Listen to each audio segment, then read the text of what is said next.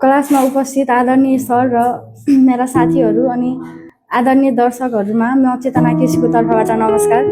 म grade अनीको secondary स्कुलमा अध्ययनरत छात्रा हुँ।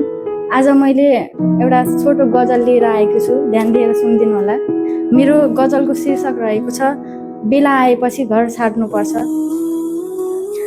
बेला आएपछि घर छाड्नुपर्छ, आमा आजसम्म तिमीले हुर्कायौ, मैले पनि तिम्रो भोलिको लागि केही गर्नुपर्छ।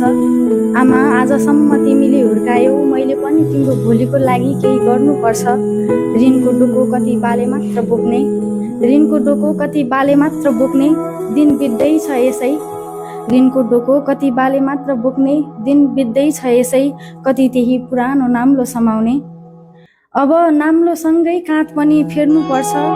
चौतारीमा तिमी विश्राम गर बा, अगाडिको यात्रा मैले गर्नुपर्छ। अब नाम्लोसँगै काँध पनि फेर्नुपर्छ।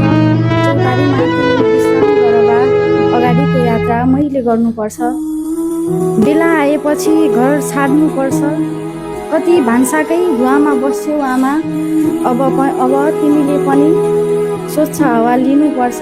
कति भान्साकै धुवामा बस्यौ आमा, अब तिमीले पनि स्वच्छ हावा लिनुपर्छ। उमेर ढल्किसक्यो तिम्रो कमजोरी देखेर रोगले समाउन सक्छ। उमेर ढल्किसक्यो तिम्रो कमजोरी देखेर रोगले समाउन सक्छ। तिमीलाई राम्रो अस्पतालमा उपचार गर्न सक्ने म हुनुपर्छ। तिमीलाई राम्रो अस्पतालमा उपचार गर्न सक्ने म हुनुपर्छ। बेला आयो आमा, अब घर छाड्नुपर्छ। धन्यवाद।